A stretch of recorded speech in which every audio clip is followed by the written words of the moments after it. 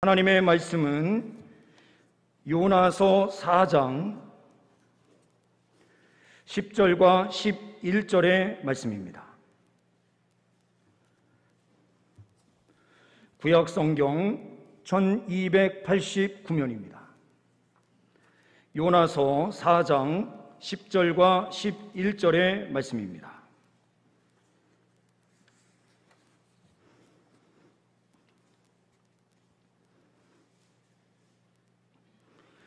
여호와께서 이르시되 내가 수고도 아니하였고 재배도 아니하였고 하룻밤에 났다가 하룻밤에 말라버린 이 박농쿨을 아꼈거든. 하물며 이 큰 성읍 니느웨에는 좌우를 분별하지 못하는 자가 12만여 명이요 가축도 많이 있나니 내가 어찌 아끼지 아니하겠느냐 하시니라. 아멘. 이 시간에는 우리 태국에서 선교사로 헌신하시고 계시는 박성일 선교사님께서 하나님 말씀 대원해 주시고 선교 보고해 주십니다. 안녕하세요. 저는 태국에서 사역하고 있는 박성일 선교사입니다. 동산교회 참으로 너무 오랜만에 와서 인사를 드립니다. 저를 아시는 분도 계실 테고 또 잘 모르시는 분도 있을 줄 압니다. 제 아내가 박상희 선교사가 여기서 청년 때 신앙생활을 했었고 또 저를 만나서 결혼하고 선교사에서 같이 사역하고 있습니다. 지난번에도 저 혼자 나와서 인사드렸는데 이번에도 저 혼자 나오게 되어서 너무 죄송하고요. 특별히 이번에는 저희 큰딸이 한국의 대학에 입학하게 되어서 저하고만 같이 나왔습니다. 그래서 학교 입학하는 거 도와주고 저는 다음 주 월요일 날 다시 태국으로 돌아가게 됩니다. 먼저 인사를 잠시 드렸습니다. 오늘 말씀 잠시 나누고 설교 말씀은 우리 목사님을 통해서 매주 들으시니까 말씀보다 어떻게 보면 선교지 사역지에 진행되고 있는 사역이 궁금하시겠다 싶어서 말씀 잠시 나누고 또 사역들 함께 나누도록 하겠습니다. 오늘 요나서에 나와 있는 이 4장 10절 11절 말씀에 보면 실은 이 말씀만 보고 이해하기는 사실 어렵죠. 그 앞전에 보면 하나님께서 요나를 부르시고 또 이 요나를 통하여 하나님의 뜻을 이루어 나가는 모습들을 보여주십니다. 니느웨로 가라고 했음에도 불구하고 요나 마음속에 불편함으로 인하여 니느웨 사람들을 인정하지 않는 마음이 요나 안에 있기 때문에 니느웨로 가지 않았지요. 그로 말미암아 요나는 큰 어려움 당하게 되었습니다.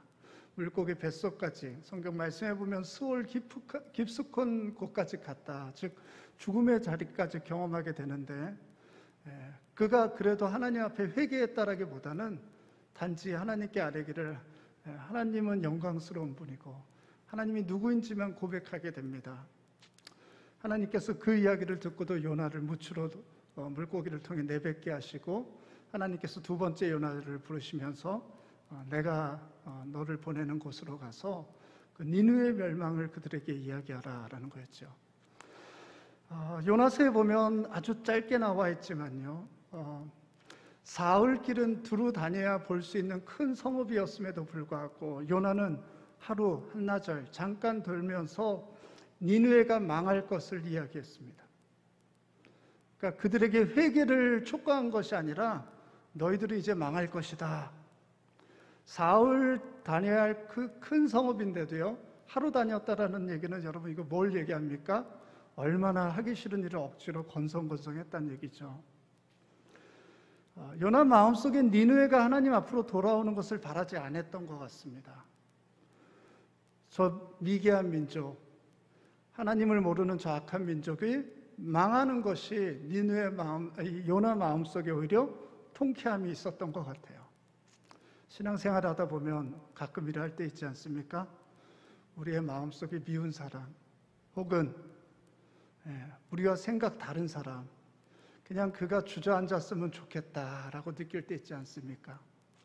근데 하나님께서 요나를 통해서 햇볕 밑에 있는 요나를 보시면서 박농쿨을 통해서 요나를 햇볕으로 가려주시지요. 근데 하루 만에 벌레가 나서 이 박농쿨을 다 물어 없어지게 만듭니다.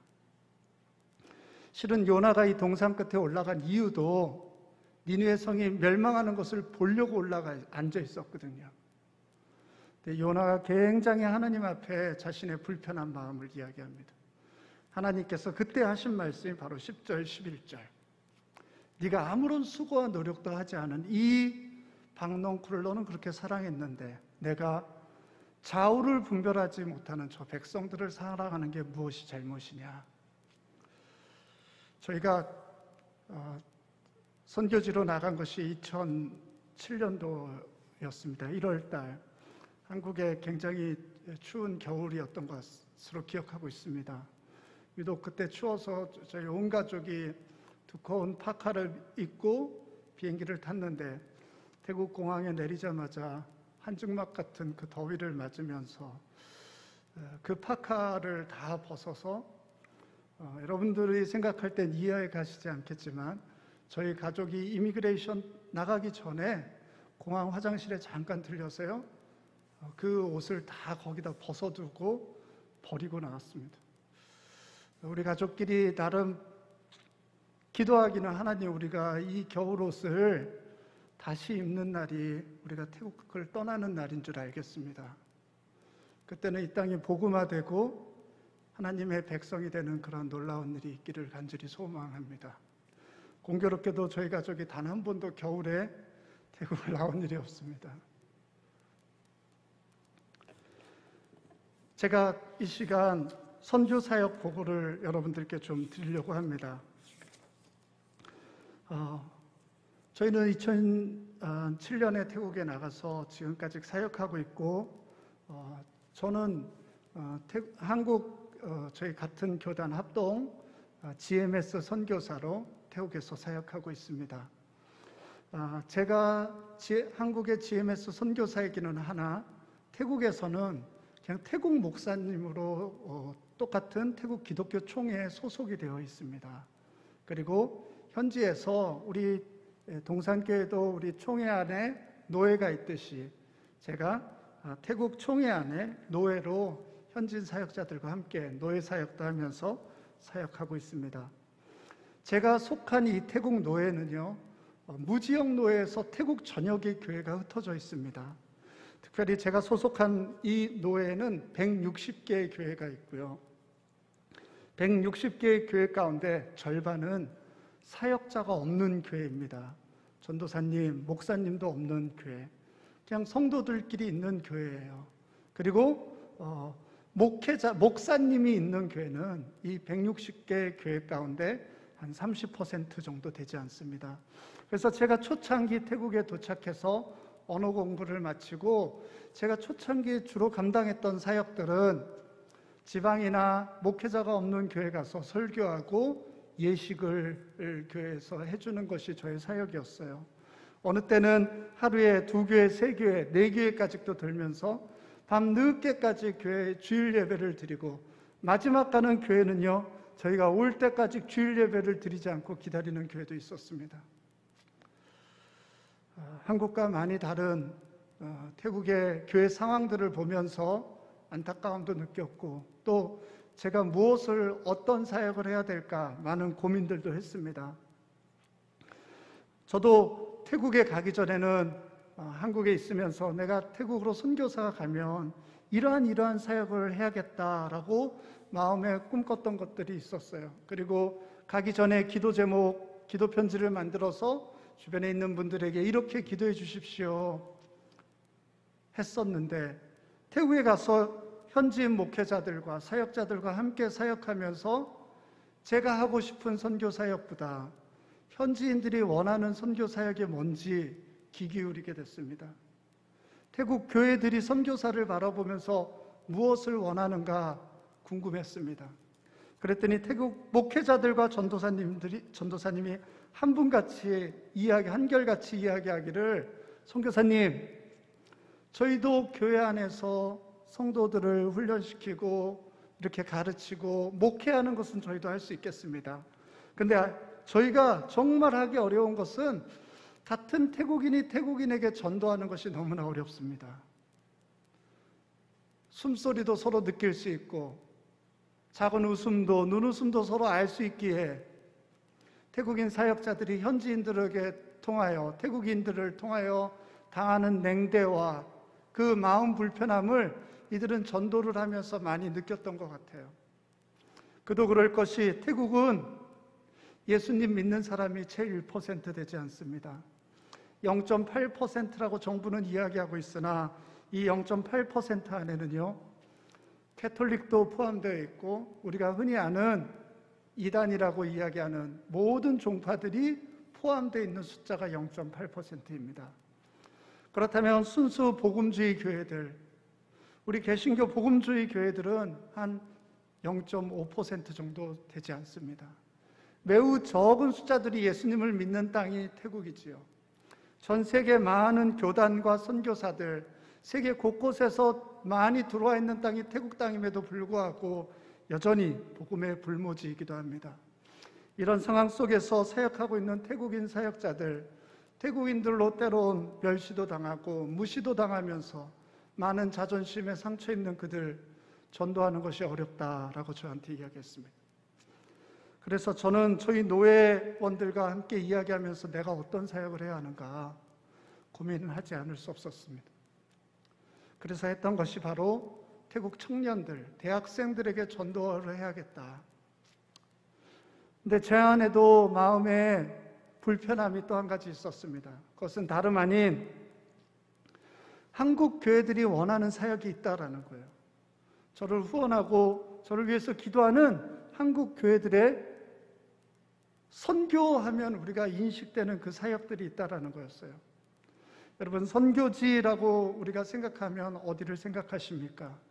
많은 이들이 선교지 하면 오지, 이슬람, 공산권. 선교지의 사람들은 다 옷을 절반 이상 벗어야 되고 흙담벽이나 나무집에서 살아야 된다라는, 우리는 여전히 19세기의 선교를 지금 이해하고 있습니다. 그러나 선교지는요, 우리가 생각하는 우리 한국과 똑같습니다. 여러분들이 오지라 생각하는 곳들은 오히려 지금 현재 대부분 관광지가 되어 있습니다. 이런 상황 속에서 한국 교회가 원하는 선교를 해야 되는가, 아니면 현지인들이 원하는 선교를 해야 하는가? 여러분 어떻게 생각하십니까? 얼마나 많이 고민했는지 모릅니다. 기도하면서 하나님께서 제 마음속에 용기 주시고 지혜 달라고, 그리고 태국인들이 그렇게도 원했던 전도하는 사역을 저희가 집중하게 되었고 시작한 것이 아가페 센터였습니다. 아가페 센터는 대학교 앞에 있고요. 이곳에서 태국 대학생들과 청년들에게 한국어를 가르치면서 저희가 전도를 시작했습니다. 선교를 하려면 일단 만나야 되지 않겠습니까? 전도를 하려면 일단 만나야 되잖아요. 외국인이 가장 매력이 있을 때는 언제인 줄 아십니까? 좋은 직장을 가졌거나 많은 돈이 있을 때예요. 결론은 관광객이죠. 태국에서 관광객만큼 매력 있는 외국인은 없습니다. 그러나 선교사는 외국인은 하나 주머니에서 돈이 나오는 관광객이 아니고 전도지가 나오는 이었기에 태국인들이 볼 때는 어떻게 보면 별로 매력 있는 외국인이 아니죠. 이러한 태국인들을 만나는 것이 굉장히 중요한데 한국어를 가르치면서 태국의 젊은이들을 만날 수 있는 기회를 만들었습니다.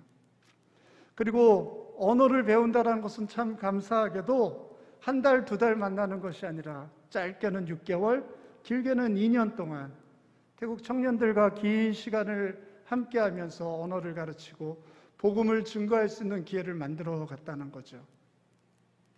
놀랍게도 우리 아가페 센터에 가장 처음 등록한 친구가 현재 저희가 개척한 사톤 아가페 교회 첫 번째 세례자가 되었습니다. 지방에 많은, 저희 노회에 소속되어 있는 지방에 있는 많은 교회들을 다닐 때 어느 때는요, 교회를 문을 열고 들어가면 전도사님 부부가 저희 부부를 끼어안고 울기도 했습니다. 그 이유가 이 교회가 개척된 지 3년이 지났는데 지금까지 단 한 번도 주일날 예배당 문을 열고 들어오는 사람이 없었대요. 근데 저희 부부가 들어와서 예배를 진행하겠다고 하니까 전도사님 부부가 얼마나 반가웠는지 저희를 안고 우는 거예요. 이것이 오늘날 태국교회의 현실입니다. 많은 태국 사역자들이 외롭게 사역하고 있습니다. 저희 아가페 센터를 통해서 저희들이 많은 청년들을 만날 수 있었고 그들에게 복음 증거할 기회가 생겼습니다. 저희가 아가페 센터가 시작되고 처음 예배는요, 저희 아내 박상희 선교사와 저희 딸 둘이서 넷이서 같이 예배드렸어요. 근데 태국인 청년들이 1명, 2명 모였고 저희가 기도 제목하기를 하나님 아버지, 아직 저 청년들이 믿음도 없고 그냥 우리가 좋아서 예배드리려고 오는데 하나님 아버지, 우리가 예배 모임 우리 가족 빼고 5명이 되면 아버지 하나님 저희가 교회를 시작하겠습니다. 그러면서 아가페 센터가 시작된 지 1년 반 만에 저희 아가페 센터에 주일날 예배드리러 오는 청년이 5명이 되었습니다. 고정적으로 계속 몇 달 동안 5명의 청년들이 계속해서 오기 시작했어요. 그래서 저희가 기도했던 그 기도의 응답이라 생각했고 교회를 개척한 것이 지금 4년 반이 되었습니다. 교회 이름은 바로 사톤 아가페 교회입니다. 이 사톤 아가페 교회는 현재 개척된 지 4년 반이 되었고요. 놀랍게도 아직 5년은 되지 않았지만 저희 교회 성도는 25명이 되었습니다. 다 초신자입니다. 예수님을 이제 방금 믿었고 저희가 전하는 그 복음이 다 진리로 받아들이고 있고 저희가 가르치는 그 말씀을 다 이분들은 믿음으로 아멘하는 이들입니다. 그러기에 저희는 말씀을 증거하고 가르칠 때마다 얼마나 조심스러운지 몰라요. 저희가 안내해 주는 것이 이분들에게 첫 신앙이기에 가르치는 모든 것이 얼마나 조심스러운지 모릅니다. 저희 교회가 4년 반 동안 계속해서 하나님께서 은혜를 부어주셨어요. 코로나로 인하여 저희 교회 역시 어려움을 겪고 있습니다. 왜냐하면 지금 현재 태국에서는 계속해서 하루 감염자가 2만 명 이상 나오고 있습니다. 매일과 같이 태국의 코로나 환자가 2만 명 이상씩 나오고 있는 상황 속에서 저희 교회 역시 예배 드릴 수 없는 상황이 되어 있습니다. 현재 태국은 모든 시설, 백화점, 시장 모든 곳이 다 닫혀 있습니다. 그리고 밤부터 새벽까지 통행 금지가 이루어지고 있고요.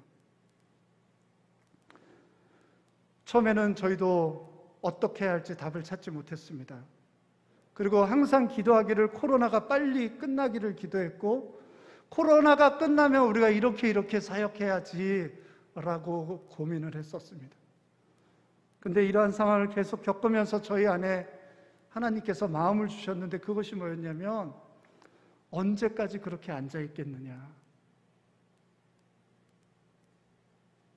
여러분, 코로나가 처음 시작할 때 저는 한두 달이면 끝날 줄 알았어요.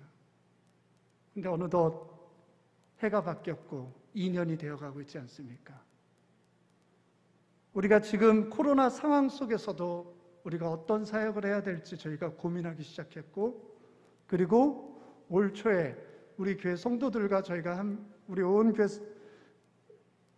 성도들이 함께 기도하기를 하나님 아버지, 우리 교회가 올해 배가 부흥하는 교회 될 수 있도록 해주세요. 코로나로 다 어렵다고 하지만 하나님 아버지, 저희가 이 상황 속에서도 전도하겠습니다. 그리고 그 방법을 만들어 가겠습니다. 실은 저희 교회 성도는 25명 채 밖에 되지 않기 때문에 30명이 채 되지 않기 때문에 주일학교까지 교회 안에서 감당하기가 어려웠습니다. 왜냐하면 저희 교회 예배당은 폭 4m, 길이 한 10m 정도밖에 되지 않아요. 좁은 공간에 25명이 앉아있으면 어느 때는 답답할 때도 있었어요. 근데 25명의 성도들을 데리고 주일학교까지 저희가 감당하기에 너무나 어려웠습니다. 왜냐하면 교회 성도들도 이제 초신자라 누구를 가르칠 수 있는 입장이 되어 있지 않았어요. 작년 연말에 저희 교회가 지역 주민들에게 교회가 여기 있다는 것을 알리기 위해서 크리스마스 바자회를 했습니다. 중고 물품을 모아다가요, 옷 갖가지를 하나에 5바트, 10바트 정도 판매를 했어요. 200원, 300원 이러고 판매를 한 거죠. 그 지역에 얼마나 많은 사람들이 이 크리스마스 바자회에 사람들이 왔는지 몰라요. 그리고 저희 교회가 여기 있다는 것을 그분들에게 알리고 전도지를 나눴었어요. 근데 놀라운 것은 그날이 토요일 날이었는데 그 다음 날 주일날 저희가 광고하지도 않았고 전하지도 않았던 어린이들이 몰려왔습니다. 그리고 누가 서로 연락하고 온 게 아니라 각자 서로 다른 곳에서 아이들이 왔습니다. 그리고 어린이들이 계속해서 오기 시작하는데 10명, 20명 그러더니 30명까지 아이들이 모이기 시작했어요. 주일학교가 준비되어 있지 않은 저희 교회로서는 이제는 그것을 진행해 나가야 되는 형편에 되었습니다. 한편으로는 우리가 용기 없어서 시작 못하니까 하나님께서 강제적으로 시작하게 하시는구나라는 것을 느낄 정도였습니다. 그래서 저희 딸들이 그리고 교회 이제 초신자들이 주일학교 예배를 감당하였고 시작되었습니다. 교회가 이렇게 성장하다 보니 아직 30명도 채 되지 않은 작은 교회지만 태국 교회 입장에서는 개척한 지 5년도 되지 않은 교회 이렇게 많은 사람들이 와서 예배드리는 것을 매우 기뻐했습니다. 저희 교회는 운영위원회라고 있어요. 이 운영위원회 하루는 저에게 그러한 이야기를 했습니다. 2월 달에.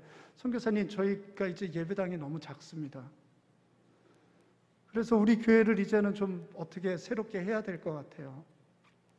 제가 그 이야기를 들었을 때 마음속에 기쁨도 있었지만 얼마나 큰 부담감이 있는지 몰랐어요. 왜냐하면 저희 교회는 이미 대학가 주변에 있기 때문에 매달 교회 월세비가 한국 돈으로 100만 원씩 나가는 교회였어요. 그래서 태국 전도사님 또 사례비도 드려야 되는 이러한 교회였기에 예배당이 작다라는 말이 기쁘기도 했지만 제 마음속에는 큰 부담감이었습니다. 그래서 제가 용기를 내지 못하자 저희 교회 성도들이 운영위원회가 하루는 회의를 마치고 저를 찾아와서 이야기하기를, 선교사님, 저희 교회 성도들이 우리 교회가 새로 건축이 되던 건물을 사던 그 돈이 얼마가 되던 간에 저희 교회 성도들이 스스로 3분의 1을 책임지겠습니다. 그러면서 하는 말이, 이제 우리가 예수님만 믿었는데 평생에 교회 한번 질까 말까 하는 이 기쁨을 자기네들이 누릴 수 있어서 너무 고맙다고. 여러분, 이 어렵고 힘든 상황 속에서 저는 우리 교회 성도들의 이 믿음과 용기가 얼마나 감사했던지, 저는 우리 교회 성도들을 위해서 기도하지 않을 수 없게 되었습니다. 하나님, 저들에게 은혜 베풀어 달라고, 특별하신 은혜를 베풀어 달라고, 저들의 삶을 통해서 주변의 많은 사람들에게 자랑거리가 더욱더 많이 생기게 해달라고. 그렇지만 제 마음속에는 한편으로는 여전히 3분의 1로 교회를 지을 수 있는 건 아니잖아요. 근데 하루는 저희 노예 안에 저랑 같이 협력하고 있는 오래된 교회가 있습니다. 100년 된 교회예요. 태국 교회인데 이 교회 장로님 두 분이 저를 찾아오셨어요. 선교사님, 교회 성도들을 통해서 이야기 들었습니다. 교회 성도들이 저 몇 명 되지도 않는 사람들이 건축을 원하면서 3분의 1을 되겠다면서요. 제가 네, 그렇다고 이야기하는 거 저도 들었습니다. 그랬더니 태국교회 사톤교회라고 하는데요, 이 교회 장로님 두 분이, 선교사님, 저희 교회도 선교사님이랑 지금 같이 동역해온 지 오래됐는데 저희 교회가 또 3분의 1을 되겠습니다. 제가 그때부터 본격적으로 기도하기 시작했던 것이 바로 부활주일 한 주 전이었어요. 일주일 동안 금식을 하면서 기도했습니다. 하나님의 뜻이 저는 어디에 있는지 모르겠습니다. 태국이 지금 코로나로 모든 경제가 무너져 있는 상태이고 많은 사람이 이렇게 고통을 호소하고 있는데도 어떻게 저희 교회 성도들을 이렇게 교회를 짓겠다고 합니까?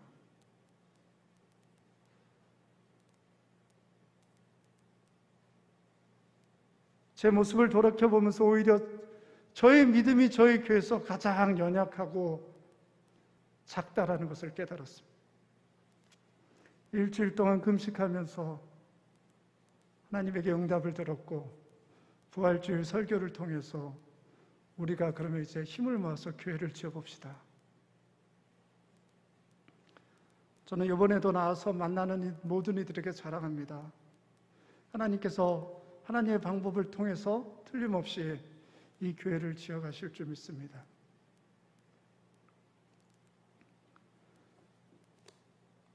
우리 사톤 아가페 교회는 역사도 5년 채 되지 않은 작은 교회이고 성도도 많지 않은 작은 교회이지만 이러한 일들을 가능케 하신 것은 특별히 동산교회 많은 분들의 기도와 믿어주시고 지금까지 함께 해주셨던 일들이라고 생각합니다. 여러분들께 진심으로 감사를 드립니다. 앞으로도 계속해서 함께 기도해 주셨으면 좋겠습니다. 우리가 이 어렵고 힘든 상황에 모든 것을 안 된다 하는 것이 아니라 이것을 통해서 하나님께서 또 어떻게 새로운 역사를 만들어 가실까?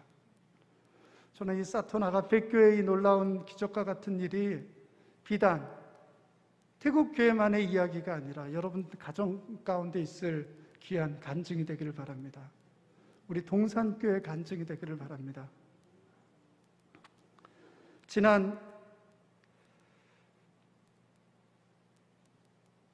제가 여기 나와 있는 동안 우리 교회 성도들에게 계속해서 연락이 옵니다. 총회장님, 저희도 기도하고 있다고. 한국에 있는 동안 어깨에 이렇게 축 처지지 말고 다니래요. 그러면서 예배 드리고 있는 모습을 계속 보내줍니다.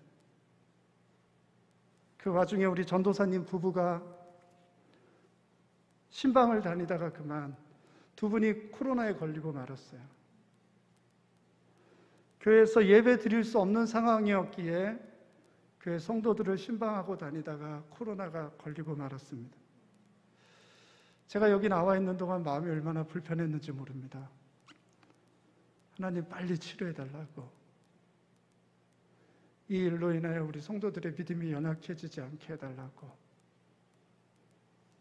하나님께서 기도를 들어주셨고 저희 전도사님 부부는 2주 만에 퇴원했고 지금 다시 교회로 복귀했습니다. 여러분, 우리의 생각과 우리의 범위와 다르신 그 하나님이 있기에 참으로 얼마나 감사한지 모릅니다. 요나는 자기 마음에 들지 않는 저 니느웨가 멸망하고 사라지를 바랐을지 모르지만 하나님이 보실 땐 좌우를 분별하지 못하는 저 12만 명이 저 안에 있다. 태국은 100명 중 채 한 명이 예수님을 믿지 않는 나라입니다. 예수님께서 잃어버린 양 한 마리를 찾아 들로 산으로 다니셨던 그 목동의 비유를 우리에게 말씀하셨듯 그 한 명의 귀한 생명이 얼마나 소중함을 이야기하고 있는데 태국은요 99마리의 양을 잃어버린 나라입니다. 한 마리가 아니라 99마리가 잃어버린 땅이 바로 태국 땅입니다. 태국에 간 지 15년째가 되고 있지만 어느 때는 지칠 때도 많이 있어요.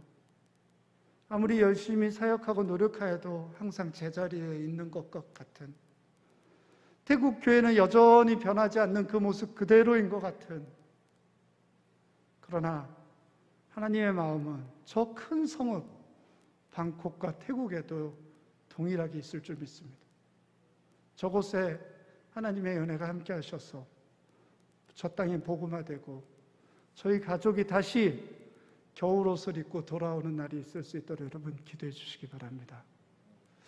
지난 태국에서 저희가 있던 사역들을 영상으로 잠시 좀 준비해 봤습니다.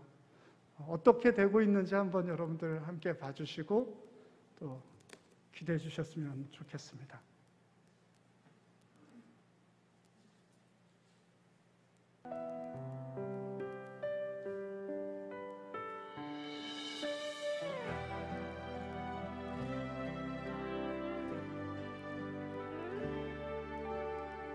내 백성이 나를 떠나 돌아섰지만 내 사랑이 내 백성을 포기 못하니 내 모든 것 내어주고 나 그들을 얻으리라. 여호와께 돌아가자. 우린 돌아서도 그는 변치 않네. 여호와께 돌아가자. 우린 넘어져도 그 사랑 영원하네.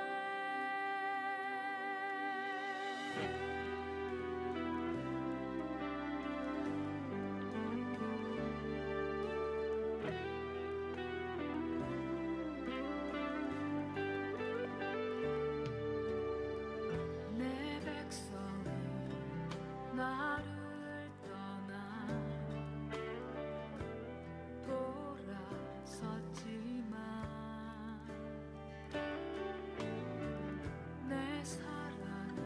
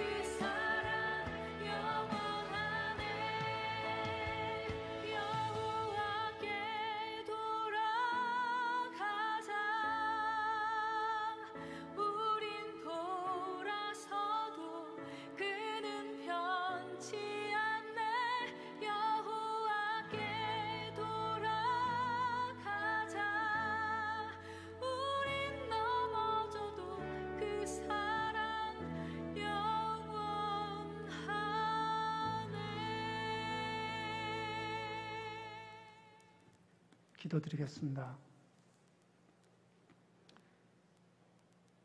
은혜로우신 아버지 하나님, 세계 곳곳에 아직도 주님을 모르는 많은 이들,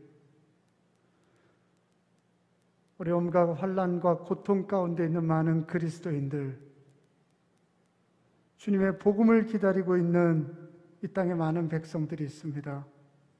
하나님, 저들을 위로하여 주옵시고 또 주의 복음이 증거될 수 있도록 문을 활짝 열어주시옵소서. 아버지 하나님, 지난 15년 동안 동산교회와 함께 같은 뜻을 품고 함께 가고 있습니다. 아버지 하나님, 동산교회도 동일한 은혜 허락하여 주셔서 이 지역을 살리고 복음화하기에 조금도 부족하지 않는 교회 될 수 있도록 주님 함께하여 주옵소서. 감사합니다. 예수님의 이름으로 기도드렸습니다. 아멘.